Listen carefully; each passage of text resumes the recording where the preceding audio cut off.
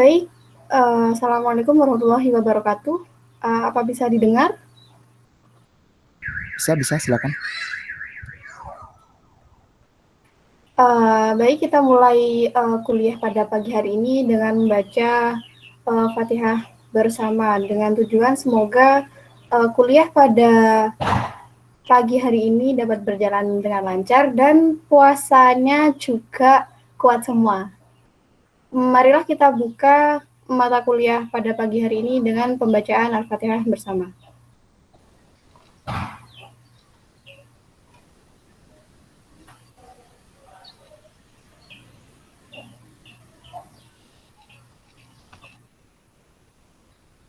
Terima kasih.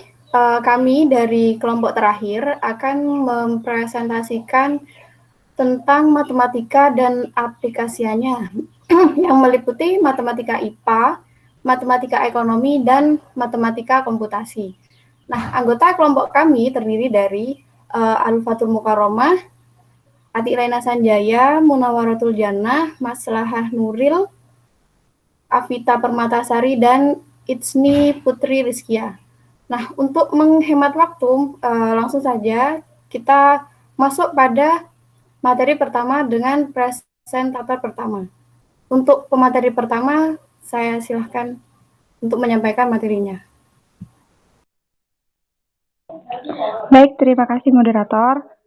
Di sini saya, Mas Syabania, akan menjelaskan mengenai matematika IPA. Dimulai dari definisi. Nah, untuk matematika IPA ini matematika IPA sendiri itu kita kenali terlebih dahulu melalui definisinya. Pertama yaitu mengenai matematika. Di sini kelompok kami mengambil salah satu referensi yang berbunyi matematika adalah bahasa simbol yang terdefinisikan secara sistematik. Nah, antara satu konsep dengan konsep yang lainnya itu dalam matematika itu saling berhubungan. Lalu pembuktian dalam matematika itu juga dibangun dengan penalaran deduktif. Sedangkan untuk IPA sendiri, IPA itu adalah sebuah ilmu yang mempelajari semua gejala-gejala alam yang diperoleh melalui pengamatan dan sifatnya ini induksi, seperti itu. Induksi atau induktif. Kemudian selanjutnya mengenai fungsi belajar matematika dan IPA. Untuk yang pertama mengenai fungsi belajar matematika. Di sini belajar matematika kita itu akan memperoleh pelatihan berpikir kritis, logis, analitis dan juga sistematis. Lalu yang kedua, dengan kita belajar matematika, maka itu akan memperlihatkan sebuah fakta dan bisa menjelaskan berbagai persoalan serta berfungsi sebagai alat ramal. Karena apa? Karena matematika juga berfungsi untuk meramalkan misal suatu kejadian. Ketika kita bertemu dengan seseorang di hari Sabtu, maka 2 minggu ke depan kita akan bertemu dengan orang tersebut di hari apa, seperti itu contohnya. Lalu yang ketiga mengenai fungsi belajar matematika, yaitu sebagai dasar dalam perkembangan teknologi, karena matematika ini banyak banyak dikenali sebagai cabang dari berbagai ilmu, seperti itu. Lalu untuk fungsi belajar IPA sendiri, yang pertama yaitu sudah pasti kita akan menanamkan dalam diri kita mengenai keyakinan terhadap Tuhan Yang Maha Esa. Karena apa? Karena ya kita mengenali lingkungan alam semesta, sudah pasti kita akan meyakini bahwa alam semesta akan diciptakan oleh Tuhan Yang Maha Esa. Jadi kita memiliki keyakinan tersendiri mengenai Tuhan Yang Maha Esa atau satu itu. Lalu yang kedua, pasti kita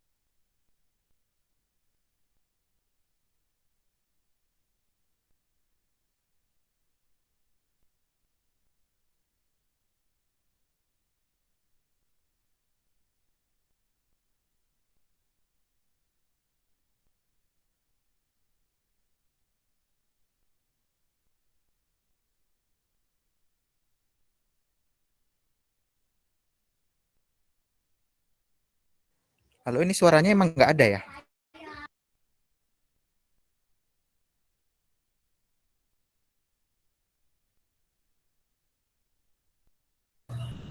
Nuril, suaramu nggak ada, Ril.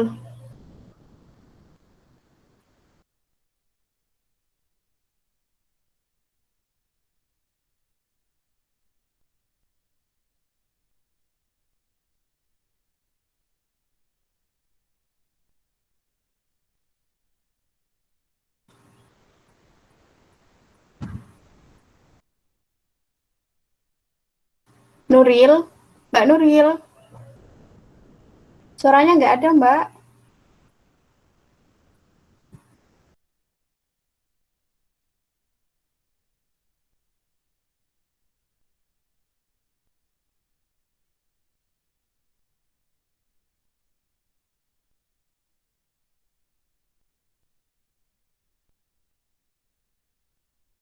Keluar masuk itu lah. Sinyalnya mungkin.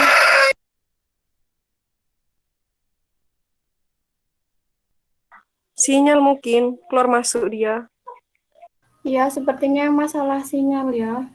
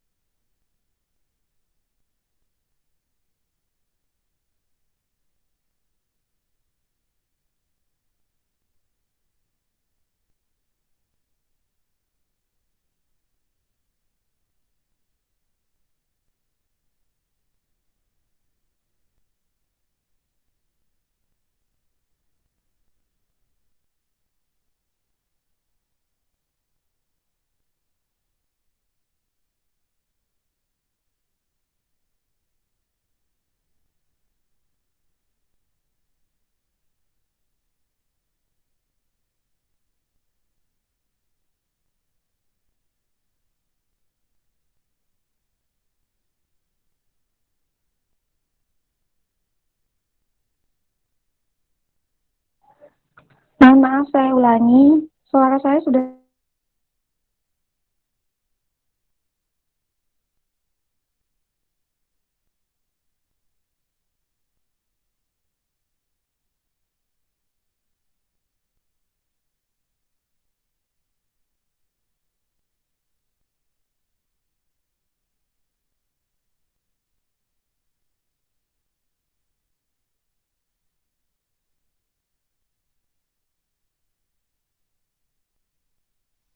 Halo?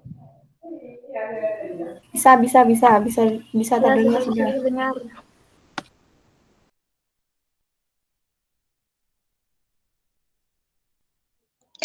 Mohon maaf, saya ulangi. Pertama-tama di sini untuk menjelaskan mengenai matematika IPA, kita kenali terlebih dahulu melalui definisi. Untuk yang pertama, kita bagi definisi matematika dan juga IPA. Untuk definisi matematika sendiri adalah bahasa simbol yang terdefinisikan secara sistematik. Nah, di mana dalam matematika ini antara satu konsep dengan konsep yang lainnya itu saling berhubungan, serta pembuktian matematika itu dibangun dengan penalaran deduktif. Sedangkan untuk definisi dari IPA sendiri adalah sebuah ilmu yang mempelajari semua gejala-gejala alam yang diperoleh melalui pengamatan. Nah, untuk ilmu yang mempelajari tentang IPA ini itu bersifat induktif atau induksi. Selanjutnya mengenai fungsi belajar matematika. Untuk fungsi belajar matematika sudah pasti kita dilatih untuk mampu berpikir kritis, logis, analitis, dan juga sistematis. Lalu yang kedua, pastinya kita akan memperlihatkan sebuah fakta dan bisa menjelaskan berbagai persoalan serta berfungsi sebagai alat ramal. Maksudnya alat ramal di sini itu contohnya seperti salah satu soal di mana di situ didapatkan keterangan bahwa jika kita bertemu dengan si A pada hari Sabtu, maka 2 minggu ke depan kita akan bertemu dengan si A lagi pada hari apa, seperti itu. Nah, dengan cara seperti itu, maka ilmu matematika ini bisa digunakan sebagai alat ramal. Lalu yang ketiga, yaitu mengenai fungsi belajar matematika, di mana matematika ini sebagai dasar dalam perkembangan teknologi. Karena apa? Karena semua cabang ilmu itu rata-rata diperoleh dari ilmu matematika, seperti itu. Lalu selanjutnya mengenai fungsi belajar IPA. Nah, sudah pasti yang pertama kita akan menanamkan pada dalam diri kita terkait keyakinan atau keimanan terhadap Tuhan Yang Maha Esa. Karena apa? Karena kita meyakini adanya Tuhan Yang Maha Esa dengan dibuktikan dengan adanya alam semesta ini. Lalu yang kedua mengenai fungsi belajar IPA, di mana kita dapat mengembangkan keterampilan, sikap, dan juga nilai ilmiah yang kita miliki dalam diri kita sendiri. Sedangkan yang ketiga, mempersiapkan generasi muda atau juga kita sebut dengan nama peserta didik, siswa, murid, mahasiswa, dan lain sebagainya yang paham akan ilmu pengetahuan alam dan juga teknologi yang ada. Lalu yang terakhir, fungsi belajar IPA sudah pasti kita akan meningkatkan kesadaran untuk memelihara, melestarikan sumber daya alam yang ada. Jadi kita itu nggak hanya menggunakan, tapi juga memelihara dan melestarikan supaya sumber daya alam itu tetap ada hingga nanti. Yang selanjutnya yaitu peranan matematika dalam IPA. Nah, untuk peranan matematika dalam IPA sendiri itu dikhususkan lagi terkait dengan perkembangannya, di mana berdasarkan perkembangannya ini, peranan matematika dalam IPA itu tergolong menjadi 3. Yang pertama, yaitu sistematika, komparatif, dan juga kuantitatif. Untuk sistematika sendiri itu dimulai ketika mengalami sebuah proses penggolongan objek empiris ke dalam kategori-kategori tertentu. Lalu yang kedua, komparatif, di mana peranan matematika ini dalam ilmu pengetahuan alam itu dimulai saat terjadi proses perbandingan antara objek yang satu dengan objek yang lainnya. Untuk yang terakhir yaitu kuantitatif, di mana kuantitatif ini peranan memfungsikan peranan matematika dalam ilmu pengetahuan alam ketika terjadi pencarian sebuah hubungan sebab dan akibat berdasarkan pengukuran eksak dari objek yang sedang diselidiki, seperti itu. Sedangkan untuk peranan matematika dalam IPA sendiri, secara umum kita dapat gambarkan yang pertama, dalam ilmu pengetahuan alam itu memberikan jawaban yang lebih bersifat eksak dan memungkinkan pemecahan masalah secara lebih tepat dan cermat menggunakan matematika sendiri.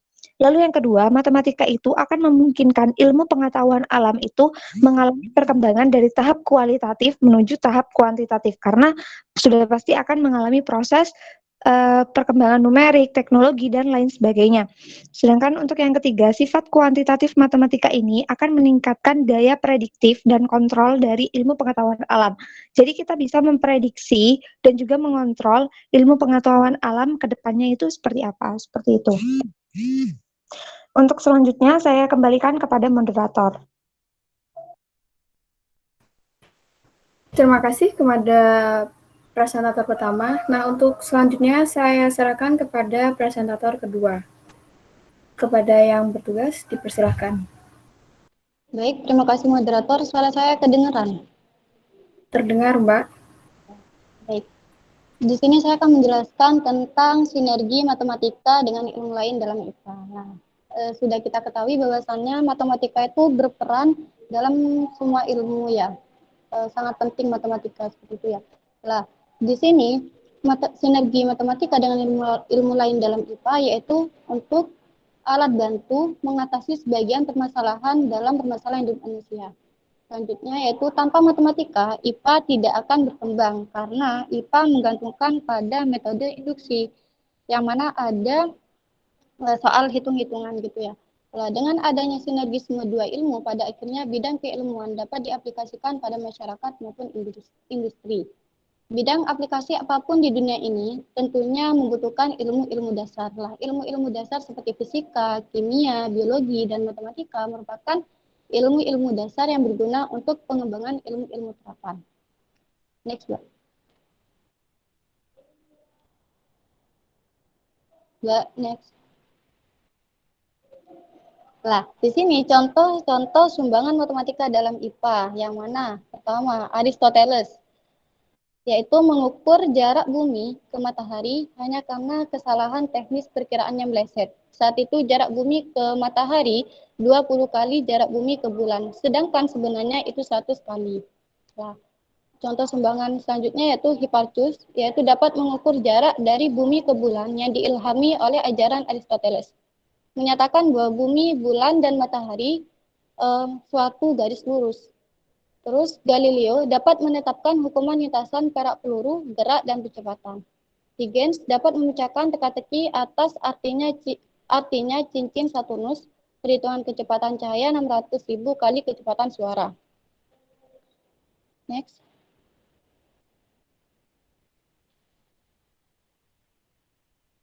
Selanjutnya. Nah, di sini peran dan aplikasi matematika dalam biologi. Yang sering kita ketahui bahwa matematika itu sangat erat dalam kaitannya fisika seperti itu ya. Padahal dalam sebenarnya biologi juga membutuhkan matematika dalam bentuk perkembangannya. Nah, peran matematika dalam biologi ini menggunakan yaitu untuk memecahkan masalah ekologi. Yang mana masalah ekologi itu ilmu yang mempelajari interaksi antara organisme dengan lingkungan dan yang lainnya, yaitu menghitung populasi habitat manusia dengan hewan atau dengan yang lainnya atau lingkungannya. Nah, peran matematika ini bukan hanya untuk menghitung populasi, tetapi juga menghitung hubungan antara makhluk hidup dengan makhluk hidup lainnya. Dan masalah yang kedua, peran matematika yang kedua yaitu biostatistika atau biometri, yang mana perhitungan matematika digunakan untuk merancang percobaan biologi, mengoleksi data, mengumpulkan data, dan menganalisis data. Yang ketiga yaitu mampu menciptakan ilmu terapan seperti biologi molekuler yang menggunakan matematika sebagai sarana penunjangnya. Next.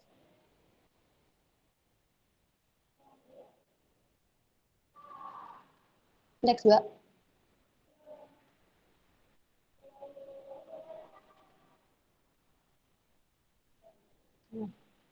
Sekarang peran aplikasi matematika dalam fisika. Nah, sudah sangat sering ya kita dengar bahwa matematika itu terkait dalam fisika. Bahkan juga ada suatu fakultas namanya fisika matematika. Nah, di sini peran matematika dalam fisika yaitu untuk menghitung jarak peredaran yang berbentuk elip dari planet-planet, menetapkan hukum lintasan gerak peluru, gerak, dan percepatan. Dihasilkannya alat-alat percobaan fisika seperti termometer, pegas, dan lain-lain. Terus menghitung kemiringan sudut pada sebuah gerak atau yang lain dapat dicari dengan menggunakan geometri. Selanjutnya ada contoh peran matematika dalam fisika. Selanjutnya, Mbak. Nah, contoh ini saya menggunakan hukum Kepler, yang mana hukum Kepler ini menjelaskan bentuk lintasan orbit planet-planet yang bergerak mengelilingi matahari. Nah, perhitungan matematika di sini untuk membuktikan bahwa orbit-orbit tersebut berbentuk elips. Hukum Kepler ini memiliki bentuk rumus yaitu T1 per T2 pangkat 2 sama dengan R1 per R2 pangkat 3. Yang mana T1 itu merupakan periode planet pertama, T2 periode planet kedua, R1 jarak planet pertama dengan matahari, R2 jarak planet kedua dengan matahari. Contoh soal.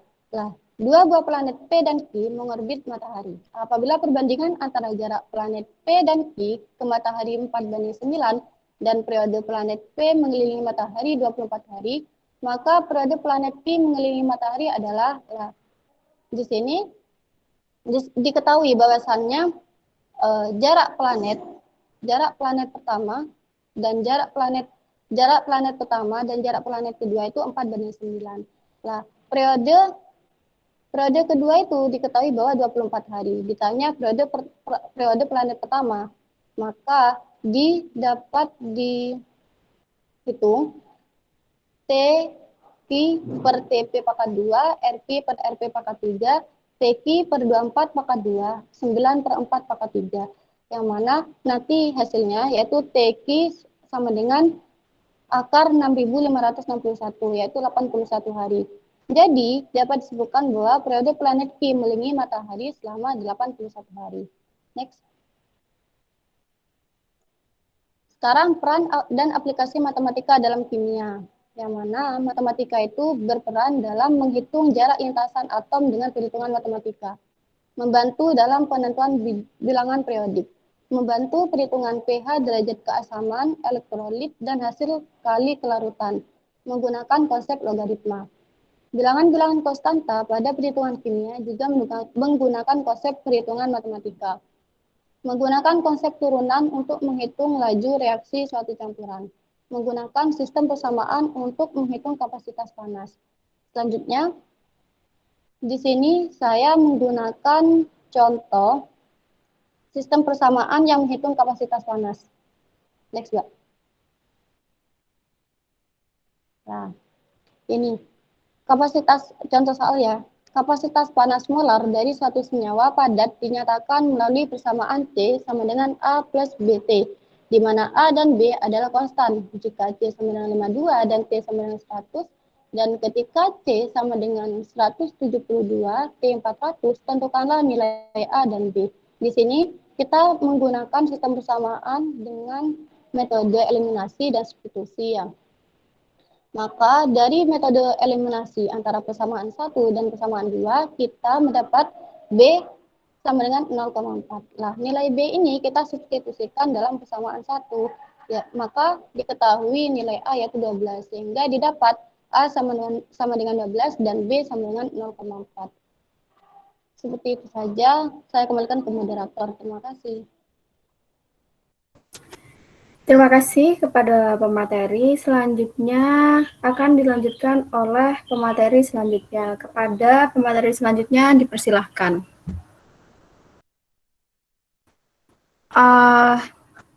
Dan kebetulan pemateri selanjutnya yaitu saya sendiri.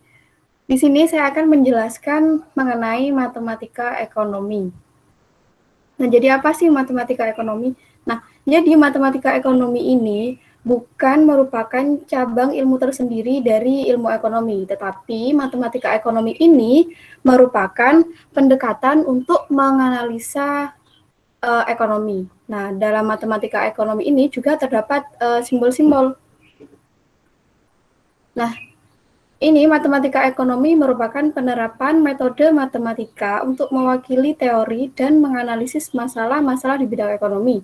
Dengan konvensi, metode yang diterapkan mengacu pada orang-orang di luar geometri sederhana seperti diferensial dan integral kalkulus, perbedaan dan persamaan diferensial, matriks aljabar, matematika pemrograman, dan komputasi lainnya. Nah, keuntungan pendekatan ini memungkinkan perumusan teori hubungan dengan ketelitian umum dan kesederhanaan. Nah, kalau di matematika biasanya itu kita kan menggunakan variabel X, Y, Z atau yang lainnya. Nah, kalau di matematika ekonomi, variabel yang digunakan atau simbol yang digunakan itu sesuai dengan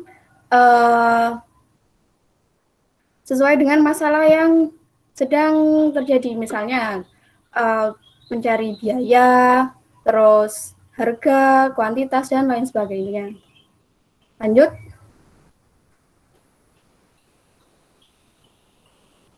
Nah, kemudian fungsi matematika ekonomi. Nah, fungsi matematika ekonomi ini ada dua. Pertama, fungsi aljabar dan fungsi non-aljabar.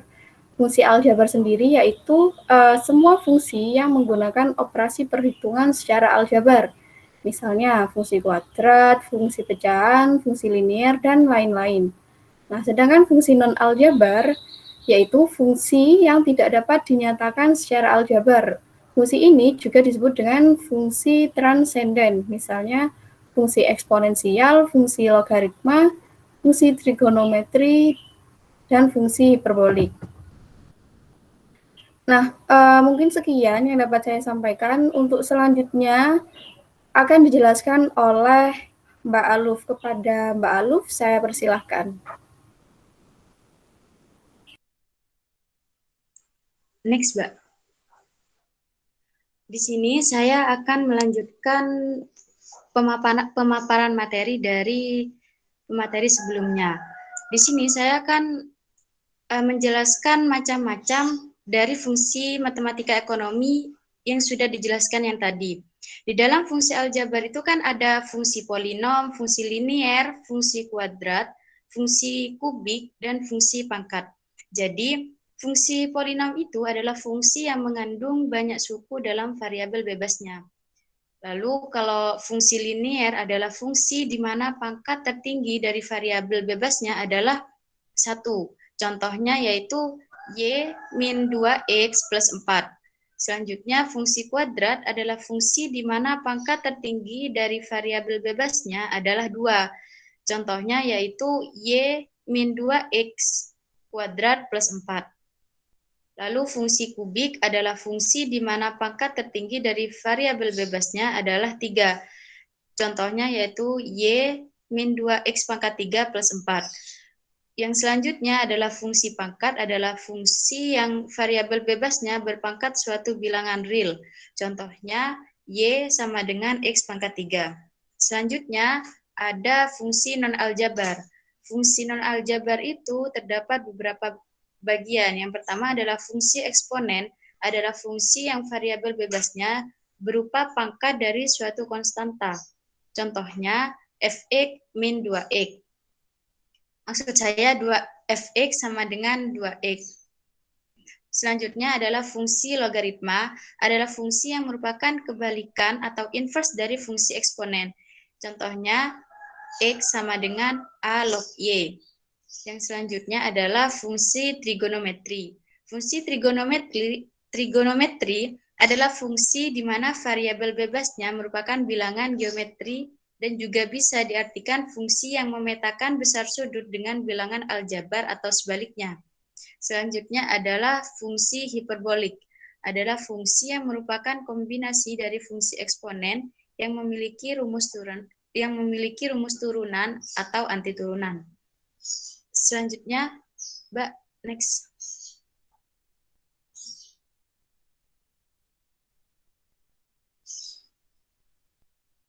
Selanjutnya adalah unsur matematika ekonomi pertidaksamaan yang memiliki sifat-sifat pertidaksamaan. Yang pertama adalah kalau A kurang dari B dan B kurang dari C, maka A kurang dari C. Yang kedua, ruas kiri dan kanan pertidaksamaan boleh ditambah atau dikurangi dengan bilangan yang sama. Yang ketiga, kalau A lebih besar dari B dan P lebih besar dari 0, maka AP lebih besar dari BP. Kalau A lebih besar dari B dan P lebih kecil dari 0, maka AP kurang dari BP. Karena dikali kalau negatif, maka tidak tanda pertidaksamaannya dibalik. Terima kasih, saya kembalikan ke moderator. Terima kasih pemateri. Untuk selanjutnya, saya berikan kepada pemateri selanjutnya. Kepadanya dipersilahkan. Baik, di sini saya akan menjelaskan tentang matematika komputasi. Nah, di sini komputasi itu apa sih? Komputasi itu merupakan kegiatan mendapatkan penyelesaian atau solusi atas persoalan yang dinyatakan dalam model matematis. Nah, di sini matematika komputasi sendiri itu merupakan salah satu cabang matematika yang mempelajari penyelesaian persoalan matematika secara komputasi. Nah, cabang matematika ini sangat bermanfaat untuk menyelesaikan masalah matematika secara cepat berbantuan komputer.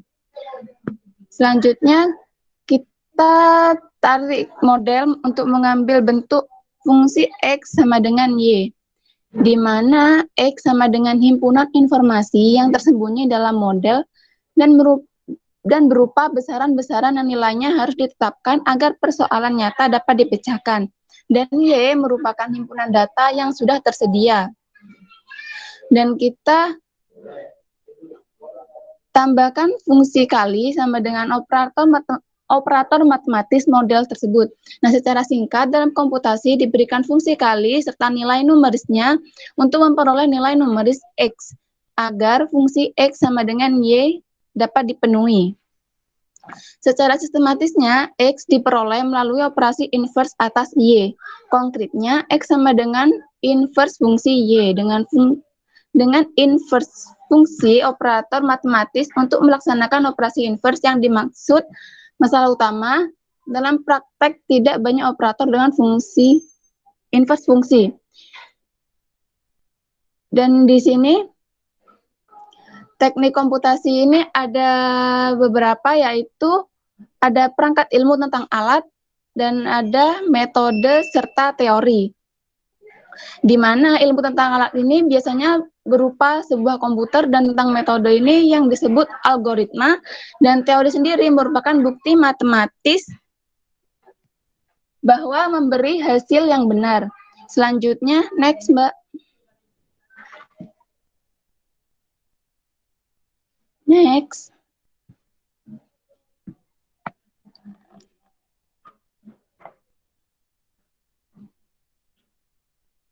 Mbak Nuril, next. Sudah, Mbak. Belum keluar kah? Oh iya, kayak sinyalku deh. Yang selanjutnya yaitu alat. Alat komputasi di sini paling kuno adalah kertas. Kertas, potlot, dan karet penghapus. Potlot itu pensil. Dan alat komputasi yang lebih maju adalah kertas, pensil, karet penghapus, dan mistar hitung. Nah, selanjutnya mistar hitung itu diganti dengan kalkulator elektronis dan yang dapat dibawa dalam saku. Nah, selanjutnya alat komputasi yang paling modern adalah komputer. Selanjutnya akan dilanjutkan oleh pemateri selanjutnya. Saya kembalikan kepada moderator. Terima kasih Mbak Vita. Nah, yang terakhir kepada Mbak Itsmi, dipersilahkan. Baik, di sini saya akan melanjutkan pemateri dari sebelumnya. Di sini saya akan menjelaskan tentang metode dan teori. Dalam matematika komputasi itu terdiri dari alat, metode, dan teori. Tadi alat sudah dijelaskan, sekarang saya akan menjelaskan tentang metode dan teori.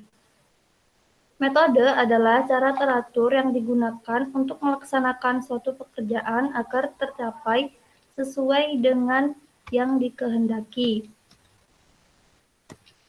Kebenaran dari sebuah metode harus ditegakkan melalui kajian teori. Kajian teori pula sering mengungkapkan aneka ciri penting dari sebuah metode.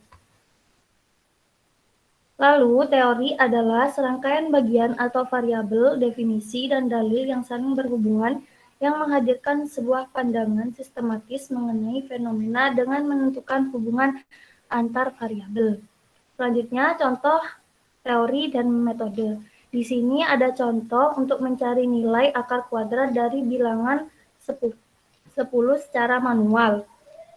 Yang pertama, di situ ada angka 10, kita cari bilangan yang mendekati 10, yaitu 3 dikali 3, yaitu 9.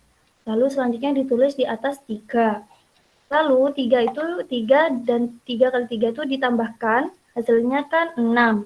6 titik-titik dikali titik-titik yang menghasilkan, yang tadi kan 10 dikurangi 9 itu 1. Kita tambahkan 0,2, lalu 6 titik-titik kali titik-titik berapa yang mendekati 100, berarti 61 dikali 1, maka hasilnya 61.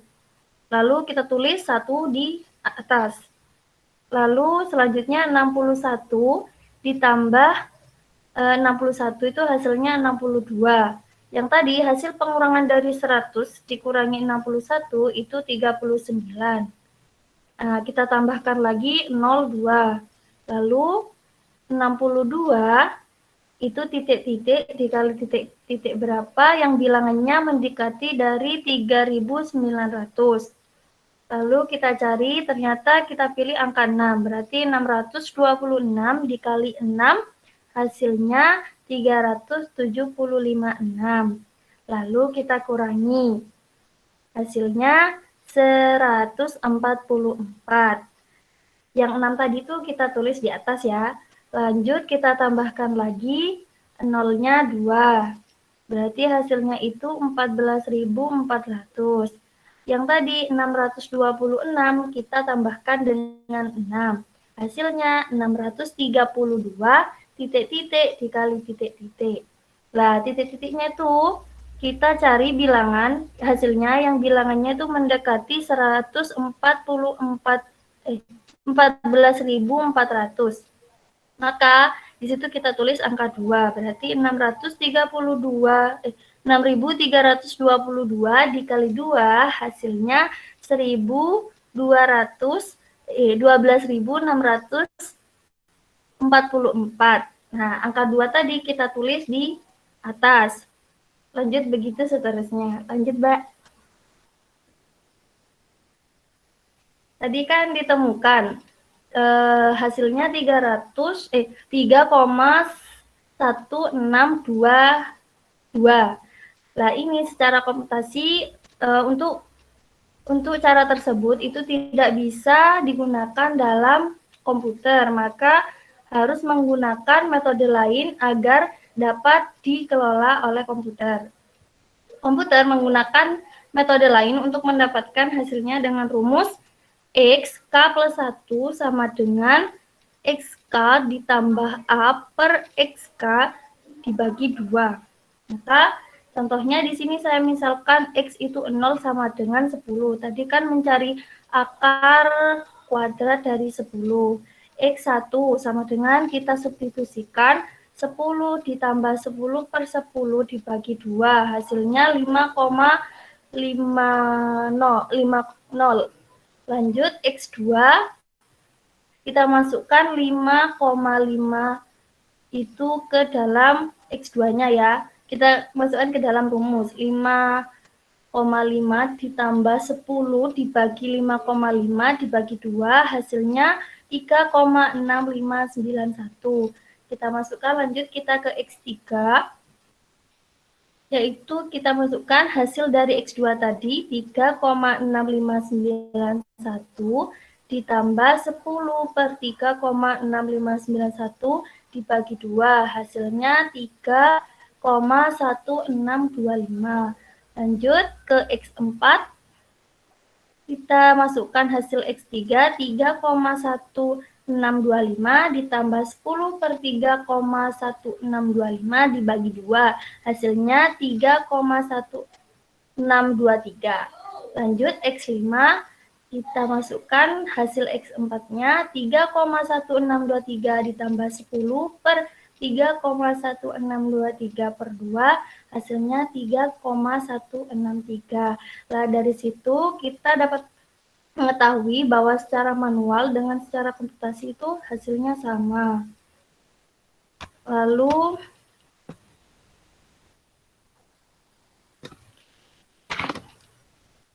terlihat bahwa penerapan rumus yang kelima telah diperoleh taksiran yang sama dengan taksiran yang secara manual. Dengan lain perkataan, telah diperoleh hasil nilai akar yang diinginkan, yaitu X sama dengan 3,1623. Metode ini sangat cocok untuk diimplementasikan dalam komputer karena hanya memerlukan 2 operasi. Saya kembalikan kepada moderator. Terima kasih kepada seluruh pemateri. Nah, untuk selanjutnya saya berikan kepada dosen pengampu. Mungkin sekian yang dapat kami sampaikan dari kelompok terakhir. Kami mohon maaf yang sebesar-besarnya memulai dari kendala dan hal-hal yang tadi kurang sedikit ada masalah.